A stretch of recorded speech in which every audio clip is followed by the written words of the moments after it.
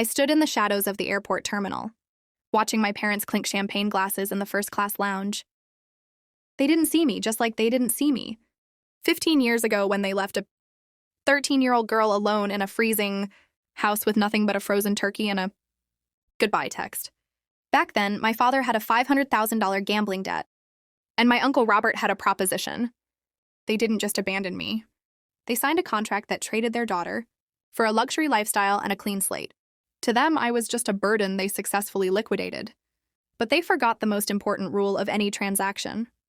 Eventually, the bill comes due. For 15 years, I've been the silent architect of my own life, building an empire while they lived off a trust fund they thought was a gift from a dead man. They have no idea that the company currently paying for their designer clothes, their travel, and the very air they breathe is mine. Today, I'm not just meeting them for a reunion. I'm here to stop the payment. To understand the coldness in my heart today, you have to look at the ledger of my childhood. Most people remember their 13th birthday with cakes and candles. I remember mine as the day the heat went out and the lights flickered into a permanent blackness. My parents, Susan and Jeffrey, weren't poor, not in the way people usually mean. They were socially wealthy, a dangerous state where your bank account is empty, but your ego requires a first-class ticket to Aspen. They were drowning in a $500,000 hole of their own making, a mixture of bad investments and a desperate need to keep up with the neighbors. I was the only thing standing in the way of their recovery. I was an expense. A school tuition, a mouth to feed, a presence that reminded them they couldn't just run away from their failures. So when my Uncle Robert, my father's estranged, billionaire brother, showed up with a contract, they didn't see a tragedy. They saw an exit strategy. The deal was simple and savage. Robert would pay off the $500,000 debt. He would clear their names and fund their fresh start in Europe. In exchange, they had to disappear from my life. They had to sign away every parental right, every claim to my future, and every memory of my existence. They didn't even haggle over the price. To them, $500,000 was a fair trade for a daughter they never really wanted to look at anyway. The night they left is burned into my mind like a brand. They didn't pack my bags. They didn't even say goodbye. They just created a group chat called Holiday Bliss, posted a photo of themselves clinking champagne glasses in a first-class cabin, and sent a text saying, "Don't wait up." I was 13 years old, standing in a kitchen that was 40 degrees, staring at a frozen, rock-hard turkey they'd left on the counter as a cruel joke of a holiday meal. The power was cut because they hadn't paid the bill, but they'd made sure to set the security alarm, so I couldn't even leave without triggering a siren. That's when Uncle Robert arrived. He didn't come with a hug. He came with a question. Do you want to be a victim, or do you want to be an architect? For the next 15 years, Robert treated me like a high-stakes construction project. He didn't give me affection. He gave me data. He taught me that silence wasn't a weakness. It was a strategic advantage. While my parents were in Italy and France, posting glossy photos of their perfect new lives and spending Robert's money on designer clothes and fake smiles, I was sitting in a gray, soundproofed room Robert built for me, learning how to dismantle companies. I became obsessed with the architecture of power. I studied structural engineering and contract law not just to build buildings, but to understand how to pull the rug out from under people who think they are untouchable. I watched my parents from the shadows for over a decade. I saw them blow through the initial $500,000. I saw them come crawling back to Robert for loans that were actually just more nails in their coffin. Robert was brilliant. He didn't just give them money, he set up a complex web of shell companies to fund their lifestyle. He made them dependent on a global trust that they thought was an endless fountain of family wealth. What they never bothered to check, because they were too busy choosing which yacht to charter, was who was actually signing the checks. 3 years ago, when Robert's health began to fail, he called me into his library. He handed me a single manila envelope. "The transaction is almost complete," he told me. He had spent 15 years turning the abandoned daughter into the majority shareholder of the very trust that kept my parents afloat. Every diamond necklace my mother wore, every luxury hotel my father stayed in, and every cent they spent to maintain their elite status was being funneled through a firm I now controlled. They thought they had sold me and moved on to a better life. They thought I was a ghost of a past they had successfully buried. But I wasn't dead. I was the foundation of their entire world. And I had spent 15 years making sure that when I finally moved, their entire house of cards would come screaming down. They sold a 13-year-old girl for $500,000, never realizing that they were giving her the one thing they lacked: the power to eventually own them. The silence of my 15-year wait ended with a ping on my encrypted workstation. It was a notification from the Global Trust's automated luxury concierge. My parents had just requested a $200,000 emergency withdrawal for a down payment on a villa in Lake Como. They weren't just living. They were expanding, blissfully unaware that the man who used to approve these requests, Uncle Robert, had been buried for 6 months. They had spent a decade and a half treating the trust like a bottomless ATM, never once questioning why the family office never asked for an audit. They assumed they were entitled to the gold because of their last name.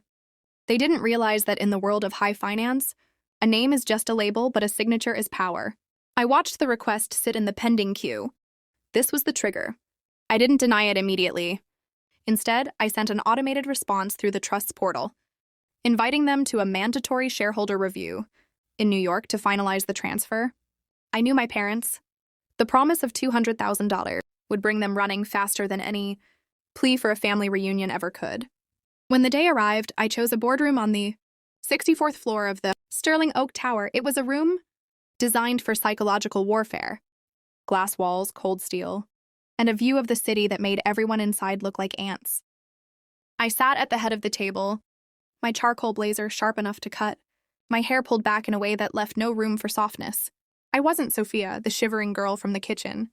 I was the chairman. When the doors opened, the smell of my mother's expensive, cloying perfume hit the room before she did. Susan and Jeffrey walked in looking like the pinnacle of European old money. My father was wearing a bespoke Italian suit, and my mother was draped in a silk wrap, her neck adorned with a diamond pendant that I recognized from a 2021 invoice I had personally approved. They were laughing, talking about the dreadful humidity of the city, until they saw me. They stopped dead. For a second, a flicker of recognition crossed my mother's eyes. But it was quickly replaced by confusion and then a familiar, patronizing annoyance. They didn't see their daughter.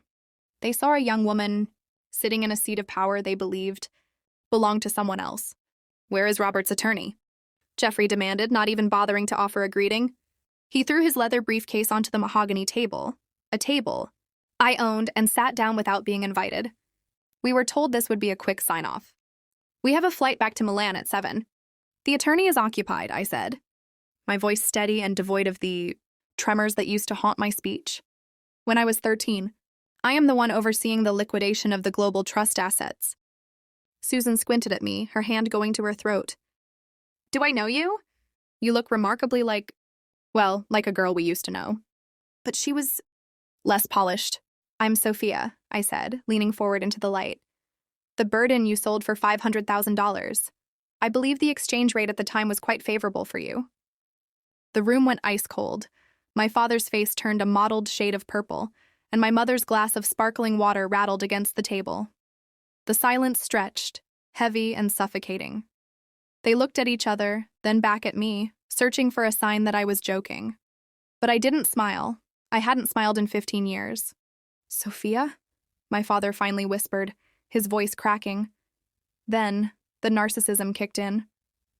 "Well, this is quite a surprise. Look at you. Robert clearly did a good job. We always knew he could provide a better life for you than we could at that difficult time. We made a sacrifice for your future."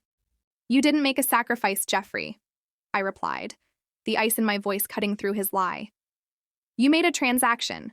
You traded a human being to cover your gambling debts, and for 15 years you've been living off the interest of that betrayal. Every vacation, every designer suit, every sip of that champagne you love so much, it was all paid for by the burden you left behind." Now, let's not be dramatic," Susan said, her voice rising in a defensive pitch. "We're family, and clearly there's been a misunderstanding.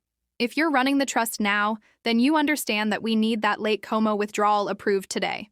We can catch up over dinner later." "There won't be a dinner," I said, pulling a thick stack of forensic audits from my folder. "And there won't be a withdrawal. In fact, I've spent the morning reviewing the last 15 years of loans the trust provided to you.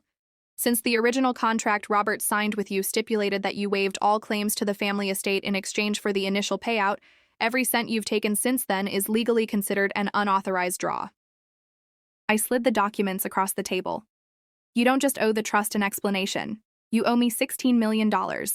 And since you don't have it, I've already initiated the repossession of the Milan penthouse and the freezing of your remaining accounts. My father stood up, slamming his hands on the table. You can't do this. We are your parents. No, I said, standing up to meet his gaze. You're borrowers, and your credit has just been permanently revoked. The air in the boardroom felt heavy, as if the oxygen had been sucked out of the room. My father, Jeffrey, stood frozen, his hands still pressed against the mahogany table. My mother, Susan, was frantically scrolling through her phone, her face turning a sickly shade of white as she realized her credit cards were already declining. They were finally beginning to understand that the global trust wasn't a safety net. It was a cage I had been building around them for a decade. This is a mistake, Jeffrey stammered, his bravado crumbling. A legal glitch. We have a signed agreement with Robert. He promised us the interest from the estate as part of our retirement. Robert promised you nothing but the $500,000 he paid for my life, I replied, standing slowly and walking toward the floor-to-ceiling windows. I looked out at the city, but my focus was on their reflections in the glass. Everything else, every gift and loan over the last 15 years, was a calculated move. Robert didn't set up the global trust for your retirement, Jeffrey.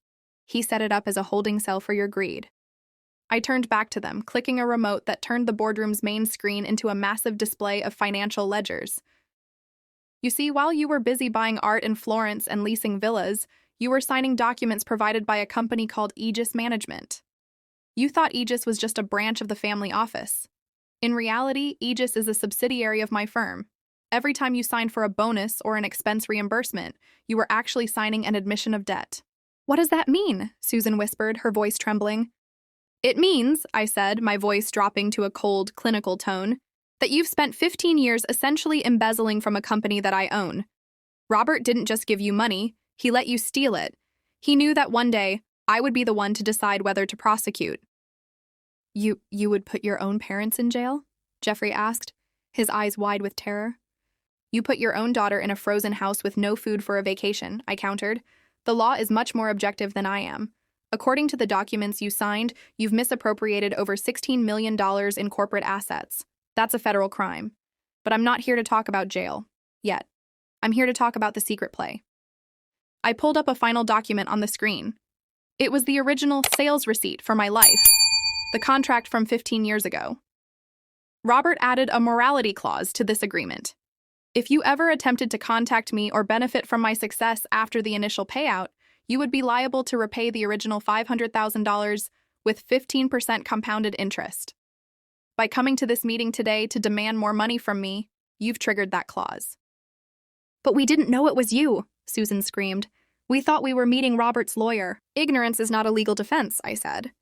By stepping into this room and demanding a withdrawal from my company, you've legally acknowledged that you are still trying to benefit from the burden you sold. Now here is the secret play. I don't want your money. I know you don't have it. What I want is the one thing. You've spent 15 years trying to protect your reputation. I leaned over the table, my face inches from my father's. At 4 p.m. today, a press release will be issued. It will detail the forensic audit of the Global Trust and the $16 million in unauthorized draws by Jeffrey and Susan Miller. It will also include a copy of the contract where you sold your 13-year-old daughter for $500,000, your elite friends in Milan, your contacts in the Lake Como real estate market. Everyone will know exactly what kind of people you are. You can't do that, Jeffrey yelled, his face purple. It's slander. It's only slander if it's false, I said, sliding a pen across the table. However, if you sign this relinquishment of all claims and agree to immediate, quiet deportation back to a small rental property, I've secured for you in a town where no one knows your name. I might just delay the press release. The choice is yours, total public destruction, or a quiet life of the very poverty you feared so much. The clock on the wall ticked loudly. The king and queen of the European social scene were now just two desperate borrowers, staring at the pen that would end their fairy tale. The silence in the boardroom was no longer the heavy, anticipatory quiet of a business meeting. It was the hollow, ringing silence of a funeral. My father, Jeffrey, stared at the gold-nibbed pen on the table as if it were a loaded weapon. My mother, Susan, had stopped crying. She was simply staring at the relinquishment of all claims document, her eyes darting across the lines of text that stripped her of her designer name, her social standing, and her stolen future. They weren't looking at a contract. They were looking at the mirror I had spent 15 years polishing, and, for the first time, they saw the monsters staring back. $16 million, Jeffrey whispered, his voice sounding like dry paper. Sophia, we don't have a penny of that. You know we don't, Robert. He always made it seem like the money was just there. We thought we were part of the legacy. You were never part of the legacy, Jeffrey, I said, my voice cutting through his delusion like a surgical blade. You were a line item under operating expenses. Robert didn't keep you around because he loved you. He kept you around because he wanted to see how much rope you would take before you finally hung yourselves. And today, you've reached the end of the line. I stood up and walked to the head of the table, looking down at them. The sheriff is waiting in the lobby. I have 2 sets of documents in this folder. The first is a criminal referral for interstate wire fraud and embezzlement. If I hand that to the officers downstairs, you will leave this building in handcuffs. You will spend the next 20 years in a federal facility where the luxury consists of a thin mattress and a cold meal. Susan let out a strangled sob. You wouldn't? Your own mother. I'm the woman you sold for $500,000, I reminded her, leaning in close until she could see the absolute lack of mercy in my eyes. You waived the right to call yourself my mother when you cashed the check. You traded your daughter for a first-class ticket to a life you didn't earn. Now, the second set of documents is your exit package. You sign the relinquishment. You turn over the keys to the Milan penthouse, the jewelry, and the offshore accounts. In return, I will provide you with a modest, 1-bedroom rental in a small town in the Midwest. No champagne. No designers. No audience. It's a cage, Jeffrey hissed, his eyes burning with a final desperate spark of rage. You're trying to bury us alive in some flyover state. I'm giving you the life you told everyone I had, I countered. You spent 15 years telling your friends that I was a nobody, living a small, insignificant life. I'm simply making your lie a reality. I am giving you the peace you talked about in your group chat the night you left me in the cold. Jeffrey looked at the pen, then at the door, then back at the $16 million debt shown on the screen. He realized there was no escape. The architecture of the trap was perfect. If they fought, they went to prison and lost their reputation. If they signed, they lost their luxury but kept their freedom. Though it was a freedom that felt like a prison sentence. With a hand that shook so violently the pen clattered against the wood, Jeffrey signed his name. He didn't look at me. He looked at the floor, a broken man who had finally run out of other people's money. Susan followed, her signature a jagged, ugly scrawl across the page. As she finished, I reached out and took the pen from her hand. The transaction is officially complete, I said, my voice echoing in the vast, empty boardroom. 15 years ago, you sold me to buy a dream. Today, I use that dream to buy your reality. You have 1 hour to vacate this building. My security team will escort you to the airport. You aren't going to Milan, you're going to Nebraska. I closed the folder with a definitive snap. The king and queen were gone. All that remained were 2 borrowers whose debt had finally been called in. The glass-walled elevator descended, in total silence as my security team escorted the 2 people who used to be my parents out of the building for the last time. From the 64th floor, I watched their tiny figures emerge onto the sidewalk, where a plain, black sedan, not a limousine, waited to take them to the airport. They weren't heading to a gala or a private jet. They were heading to a middle-seat flight to a town they couldn't find on a map. The $500,000 they had traded me for 15 years ago had finally been spent down to the very last cent of their dignity. The revenge glow isn't about the $16 million I recovered or the luxury properties I reclaimed. It's the weightless feeling of no longer being a burden in anyone's ledger. I walked back to my office, the gray, silent sanctuary that Uncle Robert had helped me build. I sat at my desk and opened my laptop, looking at the family group chat that had remained silent for over a decade. I finally typed my first and last message. The debt is settled. Don't wait up. Then I deleted the chat forever.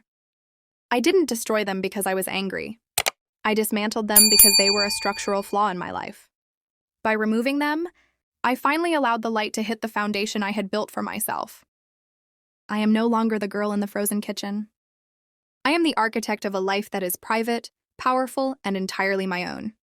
That evening, I stood on the balcony of the estate, looking out at the city skyline I had helped design. The air was crisp, but I didn't feel the cold anymore.